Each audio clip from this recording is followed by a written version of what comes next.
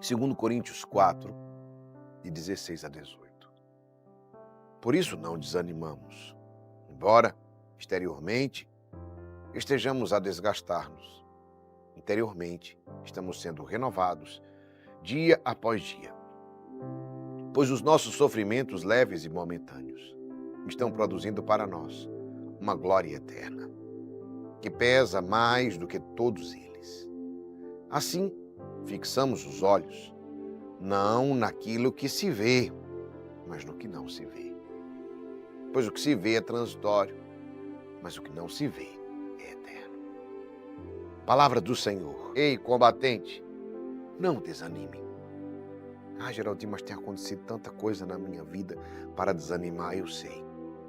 Eu entendo você. Eu sei e sinto que você passa. Tantas coisas também aconteceram na minha vida para eu desanimar, mas eu não vou desanimar. Eu digo isso para vocês. É uma decisão na minha vida. Eu não vou desanimar. E eu quero que você escreva também e proclame, mesmo que tudo esteja tendendo para o seu desânimo, escreva, profetize e proclame. Eu não vou desanimar. Saiba, constate o que é que causa desânimo em você. O que é que causa desânimo? Primeiro, cansaço. Por isso a gente tem que estar atento ao nosso cansaço. Eu sei que o cansaço é inevitável, porque quem trabalha, quem se esforça, quem tem fadigas e lutas, quem tem projetos, quem tem uma vida direcionada, vai cansar, faz parte. Porque a gente está trabalhando, a gente está se esforçando, a gente está lutando, mas normalmente o cansaço. Então eu preciso administrar essas coisas na minha vida, eu preciso administrar o meu cansaço. Tudo que eu solto na minha vida fica desenfreado. Se você diz assim, eu vou comer um pouquinho de doce, e se você liberar, daqui a pouco você está comendo muito doce e você vai estar doente. Várias doenças. Vai estar com triglicerídeo alto por causa da gordura saturada que tem, certo? Você vai estar com a diabetes alta e a glicemia alta, e aí com risco de ter diabetes ou de piorar se já está. Então, tudo na nossa vida, até uma coisinha boa, é preciso ser controlado. Então, não é sobre o que acontece, mas é como você governa o que te acontece. Governe o seu cansaço, o seu desgaste. Sabe o que é que desanima a gente? A falta de resultado. Sabe? Quando a gente trabalha, não deu nada. Quando a gente se esforça, nada. Quando a gente faz isso, aí desanima. É assim que a gente desanima no relacionamento, é assim que a gente desanima no projeto, é assim que a gente desanima no trabalho. A gente desanima porque a gente faz e não vê resultado. E aí, eu vou te dizer algo que gera ainda maior desânimo. A falta de constância. A tua falta de constância, ela já vem por causa disso.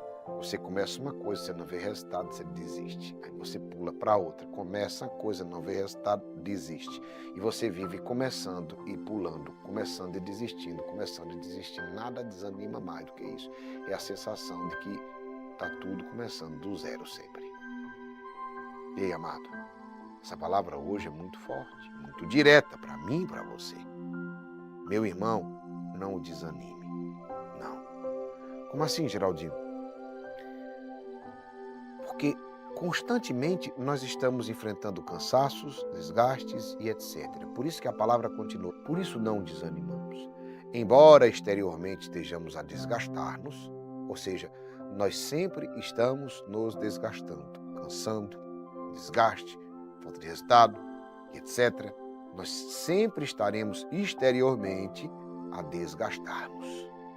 Mas ele coloca, embora isso, interiormente estamos sendo renovados dia após dia. Todo mundo? Não é todo mundo que está. Aí onde está a grande questão. Porque se nós não temos renovação, se nós não estamos renovando interiormente, nós estaremos apenas nos desgastando. Pega essa palavra. Quem não está em renovação constante está apenas se desgastando. O que é se desgastar? Se acabar. Fulano está me acabando. É verdade. Está só se acabando. Cuidado. Se você não estiver se renovando, você está se acabando. Entendeu? De uma forma assim bem simples. Presta atenção. Tem um carro aqui, ano 1960. E ele está onde? numa sucata. Não presta mais, não é? Não presta mais. O carro se desgastou, mas tem um carro, 1960, que está numa exposição, valiosíssimo, lindo, brilhante, resplandecente. Lindo, lindo, lindo, lindo, e todo mundo para olhar. Olha a diferença. É o mesmo ano, é o mesmo carro, um está na sucata, só o bagaço, ninguém nem quer ver. Está lá no meio dos escombros. Ou você está se renovando, ou você está se desgastando, se acabando mesmo. É assim como um carro. Sim, assim como um carro. Um carro que eu falava ano 1960. Está numa sucata que ninguém liga. Está só o bagaço, está estragado, desgastado.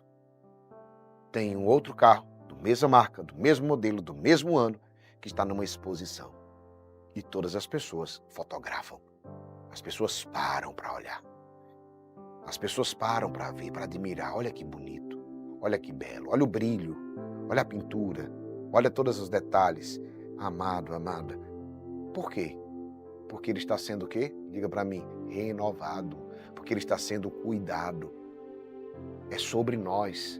Isso tem muito a ver conosco.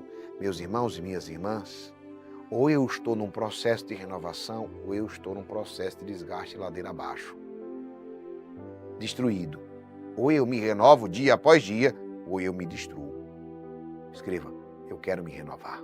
Porque é sobre o nosso querer. Ou eu quero me renovar, ou então eu vou ladeira abaixo. Meu irmão, minha irmã.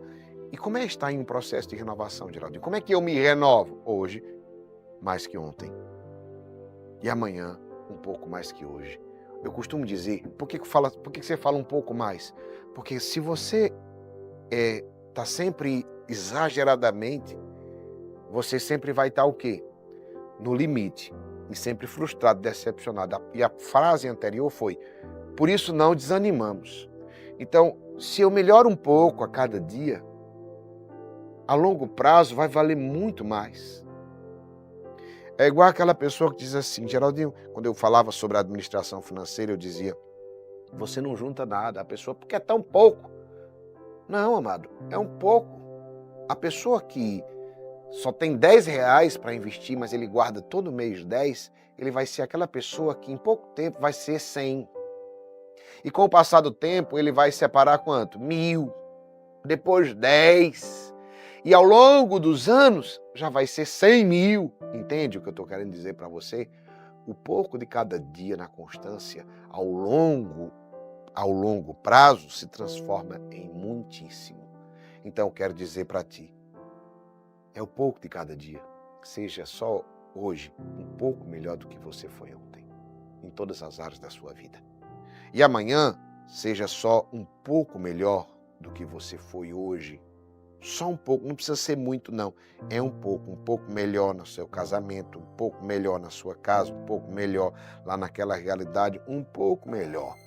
Só um pouco vai fazer toda e total diferença na tua vida. Por isso não desanimamos. Embora exteriormente estejamos a desgastar-nos, interiormente estamos sendo renovados dia após dia. E aí ele continua, pois os nossos sofrimentos leves e momentâneos. Presta atenção como São Paulo lida sobre os sofrimentos. E eu não estou falando de alguém que não sofreu, estou falando de alguém que sofreu muito, muito. Alguém que foi apedrejado, foi tido como morto mais de uma vez. São Paulo sofreu tanto, foi tão perseguido, sofreu tantas coisas que ele foi tido como morto mais de uma vez. São Paulo naufragou várias vezes. Ele enfrentou, ele carregou o sofrer de Cristo no seu corpo. Então, eu quero dizer, não é alguém que nunca sofreu na vida, não. Mas alguém que sofreu, passou por grandes sofrimentos, fala, pois os nossos sofrimentos leves e momentâneos estão produzindo para nós uma glória eterna que pesa mais do que todos eles. Assim fixamos os olhos não naquilo que se vê, mas no que não se vê, pois o que se vê é transitório, mas o que não se vê é eterno. Palavra do Senhor. O resultado das coisas, o resultado que as coisas boas ou ruins irão produzir em você, dependendo do seu olhar. Não esqueça essa frase. Ei, combatente! O resultado que as coisas boas ou ruins vão produzir em você depende do seu olhar. E isso faz toda a diferença. Por exemplo, se você fixa o seu olhar longe de Deus, as coisas boas se transformam em péssimas. O resultado que as coisas boas ou ruins irão produzir em você dependem do seu olhar. Como assim? Se o seu olhar está fixo em Jesus, coisas péssimas se transformam em boas, porque de mal aparente Deus tira um bem permanente. Mas se seu olhar não está fixo em Jesus, coisas boas se transformam em péssimas. E eu vou te dar um exemplo. Por exemplo, um homem prosperou financeiramente, cresceu, era uma pessoa de poucos recursos, mas cresceu, conseguiu fazer um grande patrimônio. Ao invés de abençoar sua família, se perdeu. Prostituição, bebedeira e tantas outras coisas. E eu estou falando de um caso real, testemunho aqui. E aí, resultado? Perdeu tudo, inclusive tudo que conquistou materialmente.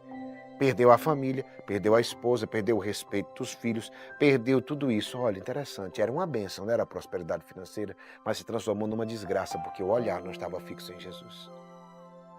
Da mesma forma, o contrário, um homem que foi humilhado, foi despejado, foi desmoralizado, se entregou à oração, orando e agindo, orando e agindo. Orando e agindo, trabalhou, prosperou, abençoou sua família. Os filhos o respeitam, tem honra e orgulho do seu pai. Ele abençoou sua esposa, é um casal exemplar, inclusive exemplo para outros casais e outras famílias. Entende? Foi um mal, ele foi humilhado, ele foi despejado, ele foi desmoralizado, foi um mal que aconteceu. E isso fez ele se erguer como um grande homem. O outro foi uma bênção, ele cresceu financeiramente. E ele transformou aquela bênção em desgraça. Cuidado com o que você olha, como você olha para aquilo que é colocado na sua mão. Que o seu olhar nunca se afaste de Jesus. Se o meu olhar se afastar de Jesus, eu me perco.